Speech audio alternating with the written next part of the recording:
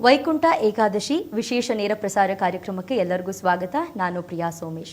ವೈಕುಂಠ ಏಕಾದಶಿ ಅಂದರೆ ಏನು, ಯಾವ ರೀತಿಯಾಗಿ ಆಚರಣೆಯನ್ನು ಮಾಡಲಾಗುತ್ತೆ, ಈ ವೈಕುಂಠ ಏಕಾದಶಿ ದಿನದಂದು ಏನೆಲ್ಲ ಮಾಡಿದ್ರೆ ಮೋಕ್ಷ ಸಿಕ್ಕತ್ತೆ, ಉಪವಾಸ ಅಂದರೆ ಏನು, ಇದೆಲ್ಲದನ್ನು ನಮಗೆ ತಿಳಿಸ್ಕೊಡೋದಕ್ಕೆ ಯೋಗಿ ಹರೀಶ್ ಮಧ್ಯಸ್ಥ, ಸಂಸ್ಥಾಪಕರು ಶ್ರೀ ಗುರುವ ಆಶ್ರಮ ಆಧ್ಯಾತ್ಮ ಚಿಂತಕರು, ಇವರು ನಮ್ಮ ಜೊತೆಗಿದ್ದಾರೆ. ಅವ್ರನ್ನ ನಮ್ಮ ಕಾರ್ಯಕ್ರಮಕ್ಕೆ ಬರಮಾಡ್ಕೊಳ್ಳೋಣ. ನಮಸ್ತೆ. ನಾಳೆ ವೈಕುಂಠ ಏಕಾದಶಿ ಯಾವ ರೀತಿಯಾಗಿ ಆಚರಣೆಯನ್ನು ಮಾಡಬೇಕು? ಸಶಂಖಚಕ್ರಂ ಸಕಿರೀಟಕುಂಡಲಂ ಸಪೀತವಸ್ತ್ರಂ ಸರಸಿರುಹೇಕ್ಷಣಂ ಸಹಾರ ವಕ್ಷಸ್ಥಳ ಶೋಭಿ ಕೌಸ್ತುಭಂ ನಮಾಮಿ ವಿಷ್ಣು ಶಿರಸಾ ಚತುರ್ಭುಜಂ. ನಮ್ಮ ಸನಾತನ ಧರ್ಮದ ಪರಂಪರೆಯಲ್ಲಿ ಎಲ್ಲ ಹಬ್ಬ ಹರಿದಿನಗಳ ಬಗ್ಗೆ ಒಂದು ವೈಜ್ಞಾನಿಕವಾಗಿ ತುಂಬ ಮಹತ್ವವಿದೆ. ಈಗ ನಾಳಿನ ಬರುವ ವೈಕುಂಠ ಏಕಾದಶಿ, ವೈಕುಂಠ ಅಂತೇಳಿದರೆ ಭಯವನ್ನು ಅಶಾಂತಿಯನ್ನು ನಿವಾರಣೆ ಮಾಡುವಂತಹ ಒಂದು ಲೋಕ, ಏನೂ ಇಲ್ಲದ ಸ್ಥಿತಿ. ಅದು ನಮ್ಮೊಳಗೆ ಭಯ, ಅಶಾಂತಿ ಮತ್ತು ಆಸೆಗಳು ಇದನ್ನೆಲ್ಲ ಹೋಗಲಾಡಿಸುವಂತಹ ನಾಳೆಯ ಈ ದಿನ. ಈ ವರ್ಷದಲ್ಲಿ ಆ್ಯಕ್ಚುಲಿ ನೋಡೋದಾದರೆ ನಮಗೆ ಜನವರಿ 9, 2025 ಈಗ ಡಿಸೆಂಬರ್ 30, ಅಂದರೆ ಈ ಸರಿ 2 ಬಾರಿ ವೈಕುಂಠ ಏಕಾದಶಿ ಬಂದಿದೆ. ಇದೊಂದು ತುಂಬ ವಿಶೇಷವಾಗಿರುವಂಥ ವರ್ಷ. ಅಷ್ಟೇ ಅಲ್ಲದೆ ಚಂದ್ರನು ಹಾಗೆ ಸೂರ್ಯನು ಅಲೈನ್ಮೆಂಟಲ್ಲಿರುವಾಗ, ಹಾಗೆ ಪ್ರಕೃತಿಯಲ್ಲಿ ಬದಲಾವಣೆ ಅಂತ ಬರ್ತಾ ಇರುವಾಗ, ಇದು ನಾವು ಚಾಂದ್ರಮಾನದಲ್ಲಿ 11ನೇ ದಿನ, ಚಂದ್ರನ ವೃದ್ಧಿಯ ಸ್ಥಿತಿಯಲ್ಲಿ 11ನೇ ದಿನವನ್ನು ನಾವು ವೈಕುಂಠ ಏಕಾದಶಿ ಅಂತ ಶುಕ್ಲ ಪಕ್ಷದಲ್ಲಿ ನಾವು ಆಚರಣೆ ಮಾಡ್ತೀವಿ. ಎಲ್ಲರೂ ವಿಷ್ಣುವಿನ ದೇವಸ್ಥಾನಕ್ಕೆ ಹೋಗುವಂಥದ್ದು, ಭಜನೆ ಸಂಕೀರ್ತನೆ ಮಾಡುವಂಥದ್ದು, ಇದೆಲ್ಲ ವಿಶೇಷ ಕಾರ್ಯಕ್ರಮ. ಇದನ್ನು ಮುಂದಿನ ಪೀಳಿಗೆಗೆ ನಮಗೆ ನಮ್ಮ ಹಬ್ಬ ಹರಿದಿನಗಳ ಬಗ್ಗೆ ನಾವು ತಿಳಿಸಬೇಕಾದ್ರೆ ನಾವು ಇದನ್ನು ಆಚರಣೆ ಮಾಡಿ ಇದನ್ನು ಮುಂದಿನ ಪೀಳಿಗೆಗೆ ಇದು ಯಾಕೆ ವೈಜ್ಞಾನಿಕವಾಗಿ ಯಾಕೆ ನಾವು ಆಚರಣೆ ಮಾಡ್ತೀವಿ ಅಂತೇಳಿ ತಿಳಿಸಿಕೊಡುವುದು ಈ ದಿನದ ಒಂದು ಮಹತ್ವವಾಗಿದೆ. ವೈಕುಂಠ ಏಕಾದಶಿ ಬಗ್ಗೆ ಏನಾದರೂ ಹೆಚ್ಚಿನ ಮಾಹಿತಿ ಏನಾದರೂ ಬೇಕು ಅಂತಂದರೆ ಸ್ಕ್ರೀನ್ ಮೇಲೆ ಕಾಣ್ತಿರುವಂತಹ ನಂಬರ್ಗೆ ನೀವು ಕರೆ ಮಾಡಬಹುದು. ಅದರ ಜೊತೆಗೆ ಮಂಗಳವಾರನೇ ವೈಕುಂಠ ಏಕಾದಶಿ ಬಂದಿರೋದು, ಏನಾದರೂ ವಿಶೇಷ ಇದೆಯಾ? ಮಂಗಳವಾರ ಅಂತೇಳಿದರೆ ತುಂಬ ವಿಶೇಷ ಅಂತೇಳಿದರೆ ಯಾವಾಗಲೂ ಇದು ಬರೋದಿಲ್ಲ, ತುಂಬ ವರ್ಷದ ನಂತರ ಇದು ಮಂಗಳವಾರದ ದಿನ ಬರ್ತಾ ಉಂಟು ಒಂದು. ಮತ್ತು ನಾಳಿನ ದಿನ ಸೂರ್ಯ ಅಸ್ತಕ್ಕೆ, ಅಂದರೆ 3:45, 3:55 ನಾಳೆ ಏಕಾದಶಿ ಶುರುವಾಗುವಂಥದ್ದು. ಅಂದರೆ ಸೂರ್ಯ ಉದಯ ಟೈಮಲ್ಲಿ, ಸೂರ್ಯ ಉದಯದ ಸಮಯದಲ್ಲಿ ಯಾವಾಗ ಒಂದು ತಿಥಿ ಇರುತ್ತೆ ಅದು ತುಂಬ ಮಹತ್ವವನ್ನು ಪಡೀತದೆ. ಅದು ಮಂಗಳವಾರ ಬಂದಿದೆ, ಎಲ್ಲರಿಗೂ ಮಂಗಳವನ್ನು ಉಂಟು ಮಾಡುವಂಥದ್ದು ಒಂದು. ಮತ್ತು ವಿಷ್ಣು ಏನು ಇದು ಉಂಟು, ವಿಷ್ಣು ಅಲಂಕಾರ ಪ್ರಿಯ ಅಂತ ಹೇಳ್ತೀವಿ, ವಿಷ್ಣು ಮಂಗಳ ಪ್ರಿಯ. ಅಂದರೆ ಅವನಿಗೆ ಮಂಗಳವಾದ್ಯ ಇರ್ಬೋದು, ಯಾವುದೇ ಎಲ್ಲವನ್ನೂ ಮಂಗಳ ಮಾಡುವವನು ವಿಷ್ಣು, ಎಲ್ಲರಿಗೂ ರಕ್ಷಣೆ ಕೊಡುವವನು, ಎಲ್ಲರನ್ನೂ ಸಲಹುವವನು ವಿಷ್ಣು. ಆದ್ದರಿಂದ ಮಂಗಳವಾದ ದಿನ ಬಂದದ್ರಿಂದ ಎಲ್ಲರಿಗೂ ವಿಷ್ಣುವಿನ ದೇವಸ್ಥಾನದ ದರ್ಶನ ಮಾಡೋದ್ರಿಂದ, ಸಂಕೀರ್ತನೆ ಭಜನೆ ಉಪವಾಸ ಇದೆಲ್ಲ ಮಾಡೋದ್ರಿಂದ ಖಂಡಿತವಾಗಿಯೂ ಅವರಿಗೆ ಅಭಿಷ್ಟಗಳು ನೆರವೇರುತ್ತೆ. ಅವರಿಗೆ ಮೋಕ್ಷದ ದಾರಿ, ಮೋಕ್ಷದ ಬಾಗಿಲು ಖಂಡಿತ ತೆರೆಯಬಹುದು. 7 ಜನ್ಮದ ಪಾಪಗಳು ನಾಶ ಆಗುವಂತಹ ಏಕಾದಶಿ ಅಂದರೆ ವೈಕುಂಠ ಏಕಾದಶಿ. ಆದ್ದರಿಂದ ಮಂಗಳವಾರ ಅದಕ್ಕೋಸ್ಕರ ವಿಶೇಷತೆ ಆಗಿದೆ. ಈಗ ವೈಕುಂಠಕ್ಕೆ ಒಂದು ವಿವರಣೆ ಕೊಡುವುದು ಅಂತಾದರೆ, ನಮ್ಮ ಮನಸ್ಸಿನೊಳಗಿರುವ ಒಂದು ಕುಂಠಿತ್ವ, ಏನು ಕುಂಠಿತ್ವ ಅಂತ ಹೇಳುತ್ತೇವೆ ನಾವು, ಭಯ ಅಶಾಂತಿ, ಆ ಕುಂಠಿತ್ವ ಹೋಯಿತು ಅಂತಾದರೆ ನಮಗೆ ವೈಕುಂಠಕ್ಕೆ ಅದೊಂದು ದಾರಿ ಮಾಡಿಕೊಡುತ್ತೆ. ಅಷ್ಟೇ ಅಲ್ಲದೆ ಈಗ ತಾತ್ವಿಕವಾಗಿ ನಾವು ಮಾತಾಡೋದಾದರೆ, ಈಗ 14 ಲೋಕ ಅಂತ ಹೇಳ್ತೀವಿ, ಇಲ್ಲ ವೈಕುಂಠ ಲೋಕ, ಬೇರೆ ಬೇರೆ ಲೋಕಗಳ ಬಗ್ಗೆ ನಾವು ಮಾತಾಡ್ತೀವಿ.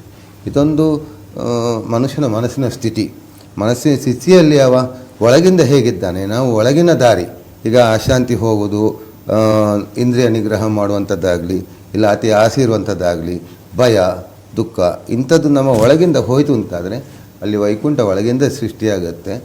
ಆದ್ದರಿಂದ ಎಲ್ಲರೂ ನಾಳಿನ ದಿನ ಉಪವಾಸ ಮಾಡೋದ್ರಿಂದ, ಈಗ ಗುರುಗಳು ಹೇಳಿದ ಹಾಗೆ ಉಪವಾಸಕ್ಕೆ ಇನ್ನೊಂದು ಅರ್ಥ ಬರುತ್ತೆ. ಉಪ ಅಂತೇಳಿದರೆ ಹತ್ತಿರ ಅಂತಾಗುತ್ತೆ, ಎತ್ತರ ಅಂತಾಗುತ್ತೆ. ವಾಸ ಅಂತೇಳಿದರೆ ಎತ್ತರ, ಅಂದರೆ ಎತ್ತರದಲ್ಲಿರುವವನು ಭಗವಂತ ಇಲ್ಲ ಗುರು, ಅವನ ಒಟ್ಟಿಗೆ ಆ ದಿನ ನಾವು ವಾಸ ಮಾಡುವಂಥದ್ದು ಉಪವಾಸ ಅಂತ ಹೇಳ್ಬೋದು. ಆ ದಿನ ನಾವು ಹೊಟ್ಟೆ ಕಟ್ಟಿಕೊಂಡು ಕೂತ್ಕೊಳ್ಬೇಕು ಅಂತ ಅಲ್ಲ, ಆದಷ್ಟು ಭಗವಂತನ ಆರಾಧನೆಯಲ್ಲಿ. ವಿಷ್ಣು ಅಂತೇಳಿದರೆ ಒಂದು ಮಾಯಾ ಸ್ವರೂಪ, ನಮ್ಮ ಸಂಸಾರ ಬಂಧನದಲ್ಲಿ ಮಾಯೆಯನ್ನು ತೆಗೆಯುವವನು, ನಮ್ಮನ್ನು ರಕ್ಷಣೆ ಮಾಡುವವನು, ನಮ್ಮನ್ನು ಸಂಸಾರ ಬಂಧನದಿಂದ ಆ ಮೋಕ್ಷಕ್ಕೆ ದಾರಿ ಮಾಡಿಕೊಡುವವನು ಅವನು ಮಹಾವಿಷ್ಣು. ಸೊ ಮಹಾವಿಷ್ಣುವಿನ ಸನ್ನಿಧಾನಕ್ಕೆ ಹೋಗೋದಾಗಲಿ, ಇಲ್ಲ ವಿಷ್ಣು ಸಹಸ್ರನಾಮ ಪಠನೆ, ಶ್ರೀ ಸೂಕ್ತ ಪಠನೆ, ಇಂಥದ್ದೆಲ್ಲ ಮಾಡ್ತಾ ದಾನ ಧರ್ಮ ಮಾಡ್ತಾ ಇರುವಂಥದ್ದು ಆದಷ್ಟು ನಾವು ದೇವರ ಬಗ್ಗೆ. ಆಮೇಲೆ ಹಬ್ಬ ಹರಿದಿನ ಅದು ಒಂದು ದಿನಕ್ಕೆ ಸೀಮಿತ ಆಗಿರಬಾರ್ದು, ನಾವು ದಿನಾ ಹಬ್ಬ ಮಾಡುವ ಹಾಗಿರಬೇಕು. ಈ ವೈಕುಂಠ ಏಕಾದಶಿ ಇಲ್ಲ ಯಾವುದೇ ಒಂದು ಹಬ್ಬ ಇರ್ಬೋದು, ಈಗ ದೀಪಾವಳಿ ಇರ್ಬೋದು, ನಾವು ಒಳಗಿಂದ ದೀಪವನ್ನು ಹಚ್ಚುವಂಥದ್ದು. ಅಂದರೆ ನಾವು ದಿನಾ ಹಬ್ಬವನ್ನು ಮಾಡ್ತಾ ಇರುವಂಥ ಆ ಹಬ್ಬದ ಮನಸ್ಥಿತಿಯಲ್ಲಿ ಇರುವಂಥದ್ದೇ ಅದೊಂದು ವೈಕುಂಠದಲ್ಲಿ ನಾವು ಇರುವಂಥ ಸ್ಥಿತಿ ಅಂತ ಹೇಳ್ಬೋದು. ಆಗಲೇ ದಾನ ಧರ್ಮ ಮಾಡಬೇಕು, ನಾಳೆ ದಾನಗಳನ್ನ ಮಾಡಬೇಕು ಅಂತ ಹೇಳಿದ್ರು. ಏನೆಲ್ಲ ದಾನ ಮಾಡಬೇಕು ಇದ್ರ ಬಗ್ಗೆ ತಿಳಿಸ್ಕೊಡೋದಾದರೆ, ಯಾರಿಗೆ ಏನೆಲ್ಲ ದಾನಗಳನ್ನ ಮಾಡಬೇಕು? ದಾನದಲ್ಲಿ ತುಂಬ ಪ್ರಾಮುಖ್ಯತೆ ಅನ್ನದಾನ. ಅದಕ್ಕಿಂತ ಮೇಲೆ ದಾನ ನಾನು ಕೇಳಿಲ್ಲ. ಅಂದರೆ ನಮಗೆ ಮೊದಲು ಬೇಕಾದ್ದು ಹೊಟ್ಟೆಗೆ ಊಟ. ಅದು ಯಾರೇ ಇರಲಿ, ಭಿಕ್ಷುಕರಿರ್ಬೋದು, ಇಲ್ಲ ಮುಖ್ಯವಾಗಿ ಅನುಷ್ಠಾನ ಮಾಡುವ ಬ್ರಾಹ್ಮಣರು, ಅಂಥವರಿಗೆ ದಾನ ಮಾಡಿದರೆ, ಮತ್ತು ಊಟಕ್ಕೆ ಗತಿ ಇಲ್ಲದವರಿರ್ಬೋದು, ಇಲ್ಲ ಹಸಿವಾಗಿ ಬಂದವರಿರ್ಬೋದು, ಇಂಥವರಿಗೆ ಅನ್ನದಾನ ಮಾಡಿದರೆ ತುಂಬ ಶುಭಕರ, ತುಂಬ ಒಳ್ಳೆಯದಾಗುತ್ತೆ. ಮನೆಗೆ ಸಂಪತ್ತು ವೃದ್ಧಿಯಾಗುತ್ತೆ, ಮನೆಯಲ್ಲಿ ಶಾಂತಿ ನೆಲೆಸುತ್ತೆ. ಆದ್ದರಿಂದ ಅನ್ನದಾನಕ್ಕಿಂತ ಶ್ರೇಷ್ಠ ದಾನ ಇಲ್ಲ. ಈಗ ನೀವು ಉಡುಪಿಯಲ್ಲಿ ನೋಡಿದರೆ ಕೃಷ್ಣನ ಸನ್ನಿಧಾನ, ಅವ ಅನ್ನಬ್ರಹ್ಮ ಅಂತ ಕರಿತೀವಿ ನಾವು. ಆದ್ದರಿಂದ ತುಂಬ ಜನರು ಭಕ್ತರು ಬರ್ತಾರೆ, ಹಸಿವು ನೀಗಿಸ್ಕೊಳ್ತಾರೆ, ಆ ಕೃಷ್ಣನ ಪ್ರಸಾದವನ್ನು ಪಡ್ಕೊಳ್ತಾರೆ. ಆದ್ದರಿಂದ ಅನ್ನದಾನ ತುಂಬ ಶ್ರೇಷ್ಠ ದಾನ.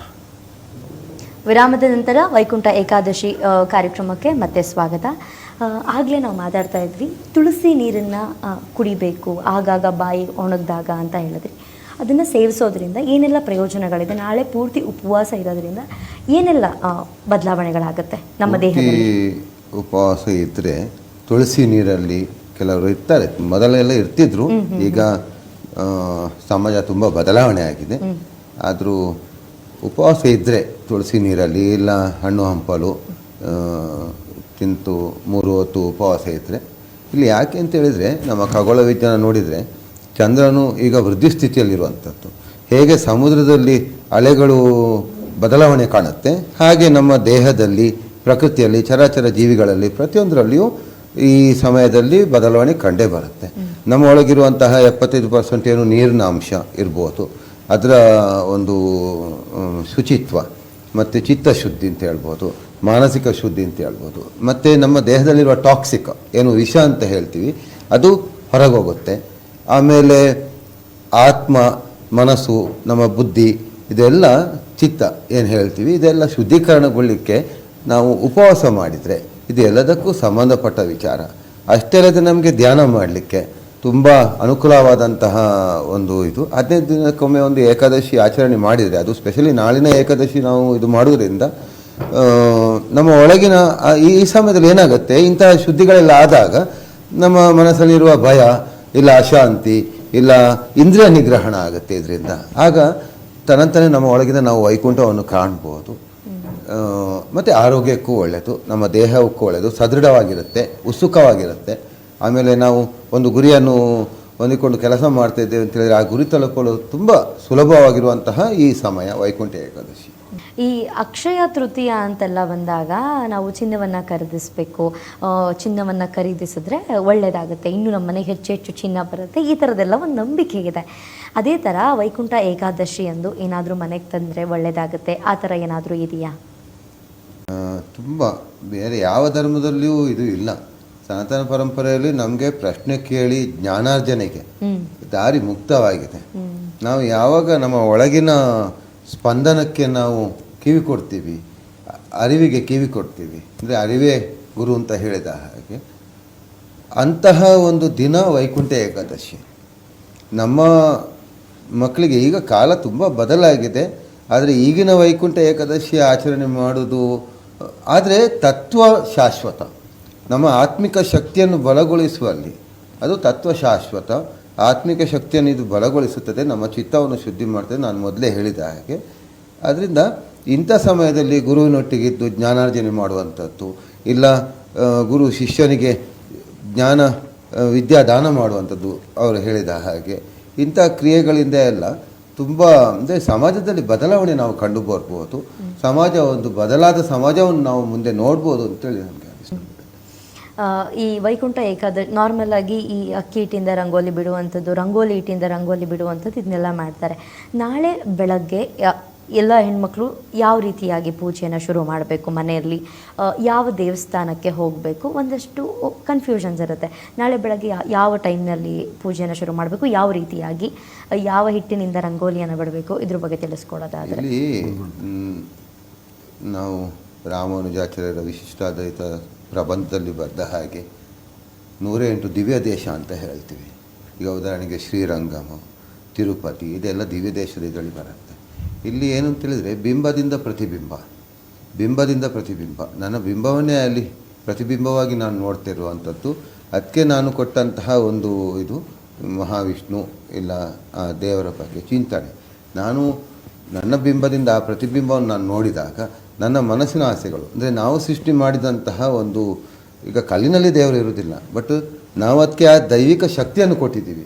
ಅಂದರೆ ಪ್ರತಿಯೊಂದು ಇಲ್ಲಿ ಜೀವಜಂತುಗಳಿಗೂ ಒಂದು ದೈವಿಕ ಶಕ್ತಿ ಇದ್ದೇ ಇದೆ. ಹಾಗೆ ಆ ಕಲ್ಲಿಗೂ ನಾವು ಒಂದು ಆಕಾರ ಕೊಟ್ಟು ಅದಕ್ಕೊಂದು ಜೀವಶಕ್ತಿಯನ್ನು ಕೊಟ್ಟಿದ್ದೀವಿ. ನಾವು ಅಲ್ಲಿ ಪ್ರಾರ್ಥನೆ ಮಾಡುವಾಗ ಅಲ್ಲಿ ಸಾವಿರಾರು ಲಕ್ಷಾಂತರ ಮನಸ್ಸುಗಳು ಹೋಗಿ ತಿರುಪತಿಯಲ್ಲಿ, ಶ್ರೀರಂಗಮಲ್ಲಿ, ಉಡುಪಿ ಕೃಷ್ಣನ ಸನ್ನಿಧಾನದಲ್ಲಿ ಪ್ರಾರ್ಥನೆ ಮಾಡುವಾಗ ನಿಜವಾಗಿಯೂ ಆ ಸ್ಥಳದಲ್ಲಿ ಖಂಡಿತ ಶಕ್ತಿ, ಆ ವಿಷ್ಣುವಿನ ಶಕ್ತಿ ಖಂಡಿತ ಉದ್ಭವಿಸುತ್ತದೆ, ಆವಿರ್ಭಾವ ಆಗುತ್ತೆ.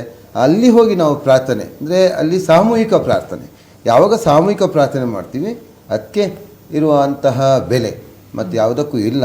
ಆದ್ದರಿಂದ ನಾಳಿನ ದಿನ ಎಲ್ಲರೂ ದೇವಸ್ಥಾನಕ್ಕೆ ಹೋಗಬೇಕು.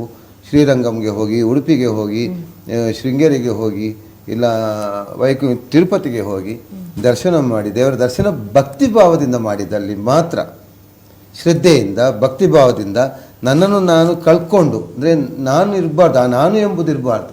ನಾನಿದ್ರೆ ಅಲ್ಲಿ ಅಹಂಕಾರ, ನಾನು ಹೋದರೆ ನಾನು ವಿಷ್ಣು, ಇಲ್ಲ ನಾನು ಹೋದರೆ ನಾನು ದೇವರು, ಆ ನಾನು ಎಂಬುದು ಇಲ್ಲದ ಸ್ಥಿತಿಯಲ್ಲಿ ದೇವಸ್ಥಾನಕ್ಕೆ ಹೋಗಿ ದೇವರ ಆರಾಧನೆ ಮಾಡಿದರೆ ಖಂಡಿತ ಮೋಕ್ಷದ ಪ್ರಾಪ್ತಿ ಆಗುತ್ತೆ, ಖಂಡಿತ ವೈಕುಂಠ ಪ್ರಾಪ್ತಿ ಆಗುತ್ತೆ.